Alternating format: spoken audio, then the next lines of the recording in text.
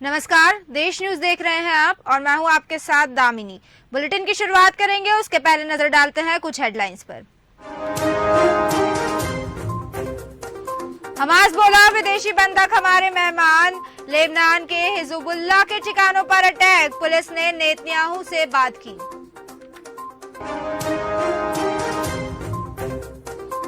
Supreme court बोला same sex marriage पर कानून बनाना सांसद का काम। चीफ जस्टिस ने कहा कोर्ट कानून नहीं बना सकता, उसे लागू करवा सकता है। कांग्रेस का वादा, मध्य प्रदेश में आईपीएल टीम बनाएंगे। घोषणा पत्र में बेरोजगारी भत्ता, 100 यूनिट तक बिजली फ्री, पुरानी पेंशन की भी गारंटी। राहुल बोले बीजेपी आरएसएस का देश को लेकर विचार अलग।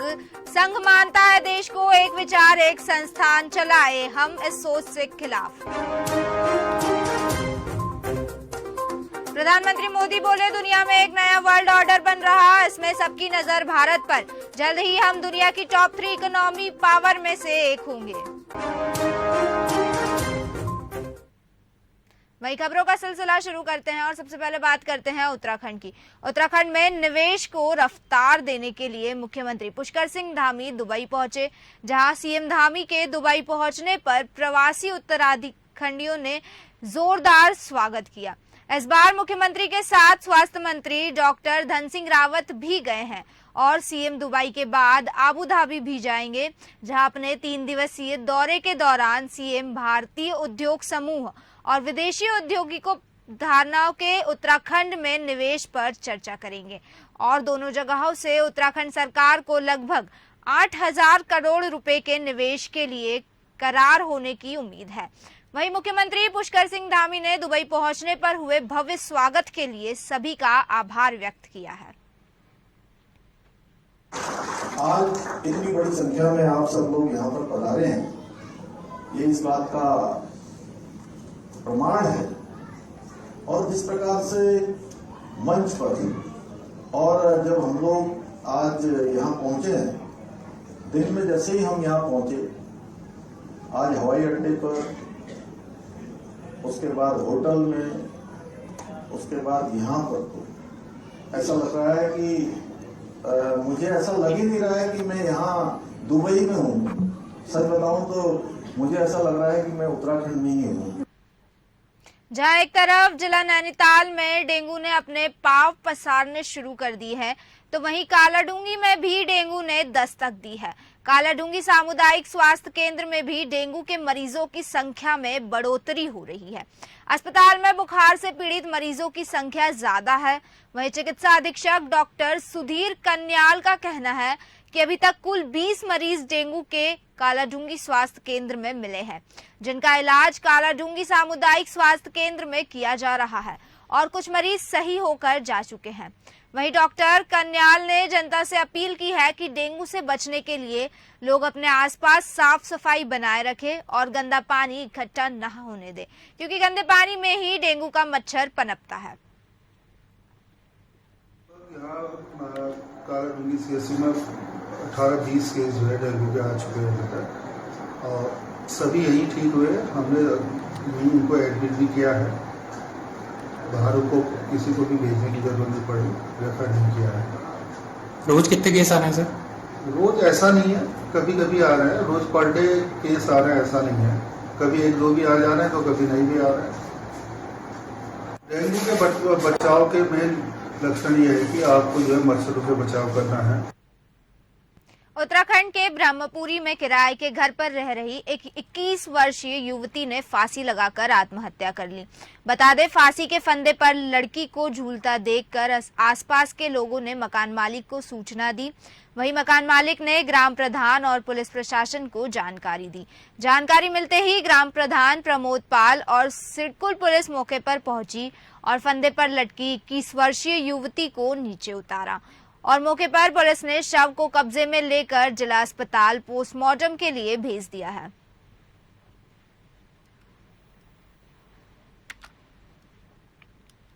दरअसल क्या है ना, लगभग आधे घंटे पहले, 4 घंटे पहले मुझे जानकारी हुई। तो अपने गांव के निवासी आशीष भाई, उनके मकान पे एक किराए में लड़की रहती थी अपनी सहेली के साथ में।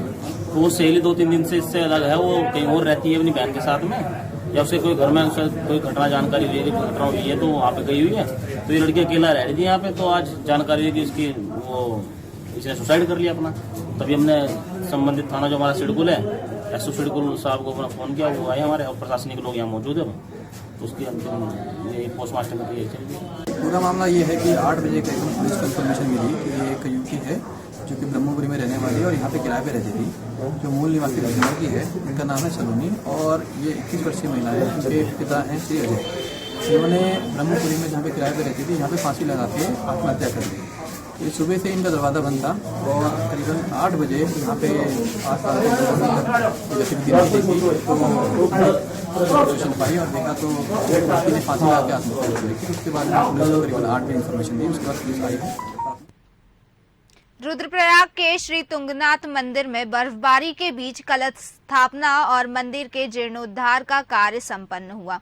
आपको बता दें, विश्व के सबसे अधिक ऊंचाई पर स्थित पंच केदारों में प्रतिष्ठित तृतीय केदार तुंगनाथ मंदिर विराजमान है। बता दें, श्री बद्रीनाथ केदारनाथ मंदिर समिति अध्यक्ष अजेंद्र अजय के प्रयासों से मंदिर का मरम्मत का कार्य पूरा किया गया है। वहीं बीकेटीसी अध्यक्ष अजेंद्र अजय ने बताया कि मंदिरों के जीर्णोद्धार हेतु लगातार कार्य चल रहे हैं और श्री ओमकारेश्वर मंदिर उखीम मठ में कोठा भवन का जीर्णोद्धार का कार्य भी गतिमान है। वहीं श्री विश्वनाथ मंदिर गुप्तकाशी मंदिर जीर्णोद्धार भी कार्य प्रस्तावित है, जबकि श्री त्रिजुगी नारायण मंदिर के प्रचार प्रसार हेतु भी कार्य हो रहा है। आपको बता दें ये भी कि तुंगनाथ मंदिर की नई छतरी का निर्माण देवदार की लकड़ियों से किया गया है और उसकी लागत करीब 13,65,000 है।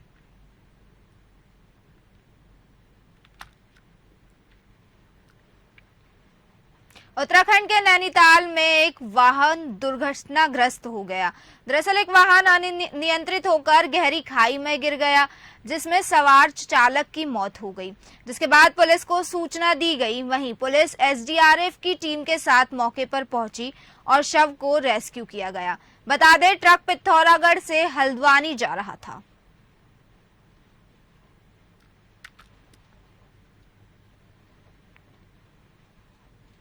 पौड़ी में जिलाधिकारी डॉक्टर आशीष चौहान ने एनआईसी कक्ष में जल जीवन मिशन कार्यों की समीक्षा बैठक ली। बैठक के दौरान पंपिंग स्टेशंस पर पानी को पंप करने के लिए बरती जा रही ढिलाई पर अधिशासी अभियंता विद्युत श्रीनगर पौड़ी और कोटद्वार के वेतन रोकने के निर्देश दिए गए। वहीं द्वारिखाल क्षेत्र में कम प्रगति पर संबंधित उप जिलाधिकारी और खंड विकास अधिकारी का स्पष्टीकरण तलब किया गया है। वहीं उन्होंने अन्य क्षेत्रों के अधिकारियों को भी निर्देश किया कि जिन क्षेत्रों में कार्यों को लेकर समस्या हो रही है उसकी सूचना तत्काल उपलब्ध कराना सुनिश्चित करें, जिससे वहां समस्या का समाधान करते हुए कार्य को आगे बढ़ाया जा सके। जल जीवन मिशन में हमें हर घर जल के पूरे प्रोजेक्ट को जल्दी खत्म करना है। उस संबंध में दिसंबर या जनवरी तक हमें सारे टास्क कंप्लीट करने, तो इसमें हमारी लगभग 566 ऑनगोइंग स्कीम्स हैं और इन्हीं ऑनगोइंग स्कीम्स को कंप्लीट कराए जाने या एफएसटीसी कनेक्शन जो रिमेनिंग हमारे बचे हैं अभी, जो डिस्ट्रिक्ट की प्रोग्रेस है 96% अबव है। इसी तरीके से कुछ सर्टिफिकेट्स जो हर घर जल सर्टिफिकेट है वो दिए जाने हैं। तो इन सारे एस्पेक्ट्स को लेकर के एक डिटेल मीटिंग की गई और उसमें डिफरेंट डायरेक्शंस दिए गए। डिस्प्यूटेड स्कीम्स को जल्दी से जल्दी उनका समाधान निकाले जाने के लिए भी निर्देशित किया गया। मादक पदार्थों की अवैध बिक्री और तस्करी रोकने के लिए पुलिस का व्यापक अभियान चल रहा है, जिसके तहत एसओजी टीम ने भारी मात्रा में चरस के साथ पिथौरागढ़ जिले के युवक को गिरफ्तार किया।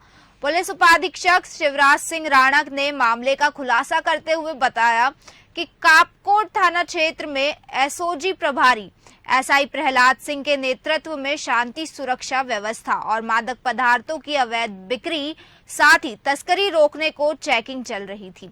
इस दौरान पैदल पुल के पास से गोविंद सिंह नाम के युवक को चरस के साथ गिरफ्तार किया गया है। वहीं आरोपी के खिलाफ कापकोट थाने में एनडीपीएस अधिनियम के तहत केस दर्ज कर लिया गया है।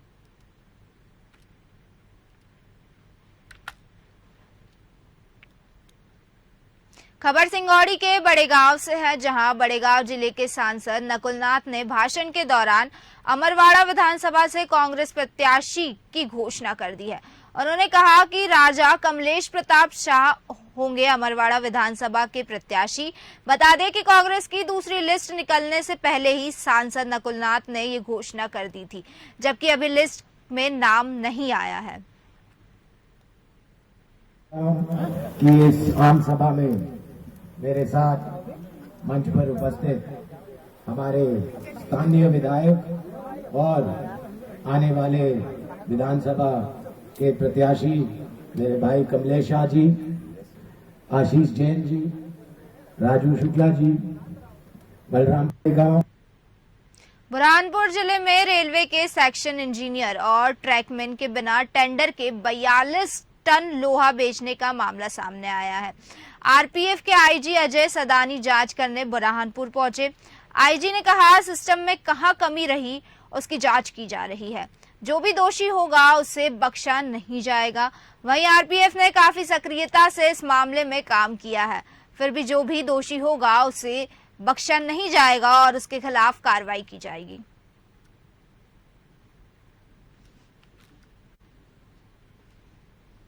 इन्वेस्टिगेशन पे है जी। कुछ माल रिकवर हुआ है, हम लोग जांच कर रहे हैं कि सिस्टम में क्या कमी है जी। और जितने लोग भी इन्वॉल्व होंगे किसी को नहीं छोड़ा जाएगा। विल एंश्योर जी। और भी आरोपी आ सकते हैं सामने, वो तो जांच में पता चलेगा। क्या अकाउंटेबिलिटी तय की जाएगी आरपीएफ की, क्योंकि आरपीएफ के भी जवाबदारी है इसके लिए। अभी तक जितना भी केस हुआ है उसमें आरपीएफ ने प्रोएक्टिवली इसको सॉल्व किया है। अभी तक कहीं भी कोई आरपीएफ की जिम्मेदारी नहीं है। जो गड़बड़ी जिसकी भी जिम्मेदारी होगी कोई बचेगा नहीं। Thank you sir. भगवानपुर औद्योगिक क्षेत्र में 2 कंपनियों के गोदाम में आग लग गई। दरअसल एनटीएस की बिल्डिंग में पीजी और प्रीतम इंटरनेशनल कंपनी का गोदाम था। आपको बता दें बीती रात 2 बजे से आग लगी है और 8 घंटे बीत जाने के बाद भी आग नहीं बुझ पाई। वहीं सहारनपुर, देहरादून और रुड़की क्षेत्र की फायर ब्रिगेड की गाड़ियां आग को बुझाने का प्रयास कर रही है। अभी तक जनहानि की कोई सूचना नहीं है। बता दें प्रशासनिक अधिकारी मौके पर मौजूद है।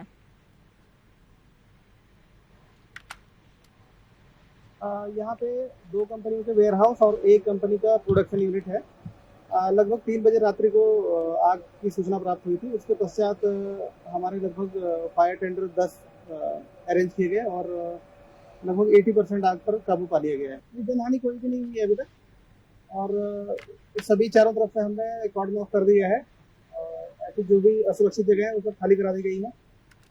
बाकी इनका जो भी केमिकल और ये सब रखा हुआ जो भी हमने खाली करवा दिया है। फायर यूनिट्स 2 सहारनपुर से आई है, बाकी 2 देहरादून से और 6 के आसपास हरिद्वार जिले से आई। वो जांच के बाद पता चल पाएगा, अभी कुछ कह नहीं सकता। उधम सिंह नगर में देश के सबसे बड़े किसान मेले का आयोजन किया गया, जहां इस बार एक अनोखे आम की प्रजाति की प्रदर्शनी लगाई गई है, जो कि आम के शौकीनों के लिए एक खुशखबरी है, क्योंकि आम सिर्फ साल में 3 बार आएगा, जिससे लोग अब 12 महीने ताजे आम के स्वाद का मजा ले सकते हैं। बता दें कि पश्चिम बंगाल की स्टॉल में थाईलैंड प्रजाति का 12 मासी मीठा आम का पेड़ प्रदर्शनी में रखा गया है और इसकी खास बात यह है कि आम के पेड़ में 2 साल से ही फ्रूट आना शुरू हो जाता है और इसी तरह की और अधिक प्रजाति भी वहां मौजूद रही।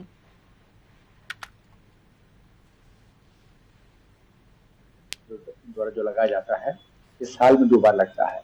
एक बार लगता है जब हमारी रबी फसल की बुआई के पहले लगता है, तो ये अक्टूबर के महीने में लगता है जो भी लगा हुआ है। और दूसरा मेला जो खरीफ फसल की बुआई के पहले लगता है वो मार्च में लगता है और दोनों मेले जो है वो 4 दिन के लगते हैं। इस बार ये वाला मेला हमारा जो 13 अक्टूबर से शुरू हुआ है कल ही पूर्ण होगा। अभी 2 साल से मियाजाकी का नाम ज्यादा चर्चा में चल रहा है। एक फिर अभी बांग्लादेश की एक वैरायटी आई है जिसका नाम है कटीमन 12 मासी। उसको आप कॉमर्शियली पे यूज करोगे तो आप साल में 3 बार कॉमर्शियल ले सकते हो। गार्डन में आप किचन गार्डन में यूज कर रहे हो तो कंटिन्यू फ्रूट ले सकते हो उससे आप। मेरे पास मैंने 5 पेड़ मियाजाकी के जापान से आयात किए हैं। मियाजाकी दरअसल जो जापान का मियाजाकी शहर है वहाँ इसकी जात हुई है और वहीं से मैंने इसकी अगर इसमें क्वालिटी डाउन ना हो इसलिए मैंने जापान से 5 पेड़ मतलब वहाँ से मंगाए। फिलहाल के बुलेटिन में बस इतना ही। बने रहिए देश न्यूज के साथ। नमस्कार।